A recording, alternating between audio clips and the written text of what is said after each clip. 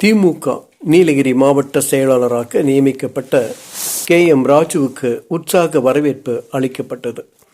தமிழ்நாடு அரசு தலைமை கொறடா க. ராமச்சந்திரன் மாலை அணிவித்து மாவட்ட பொறுப்பாளரை வரவேற்ற நிலையில் கோத்தகிரியில் மாவட்ட அவைத்தலைவர் போஜன் தலைமையில் உற்சாக வரவேற்பு அளிக்கப்பட்டது.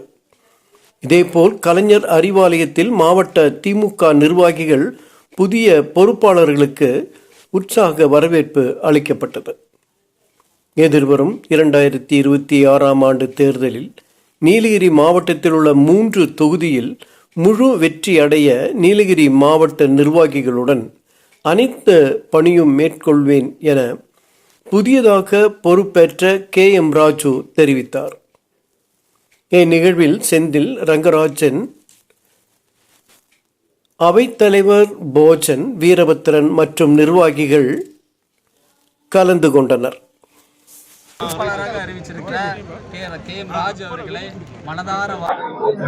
கடைக்கோடி தொண்டன் வரைக்கும் உழைத்தால் உழைப்பவர்களுக்கு ஊதியம் இருப்பது என்பதற்கு எடுத்துக்காட்டாக உழைத்த காரணத்தால் என்னை இந்த மாவட்டத்திற்கு பொறுப்பாளராக அறிவித்திருக்கிறார்கள். என்னை அறிவித்தன் காரணமாக வருகின்ற அடுத்த 26 சட்டமன்ற தேர்தலிலே நீலகிரி மாவட்டத்தில் உள்ள 3 தொகுதிகளிலும் வெற்றிக்கரியை பறித்து முதலமைச்சரை சமர்ப்போம் என்ற உறுதி எடுத்துக்கொண்டு உழைப்போம் என்று கூறி என்றும் கடைக்கோடி தொண்டர் வரையிலும் அன்பு செலுத்தி பாசத்தை செலுத்தி இந்த கழகத்திற்காக முழு மூச்சுடன் உழைப்பேன் என்ற உறுதிமொழி இந்த நேரத்தில் தெரிவித்துக் கொள்கிறேன்.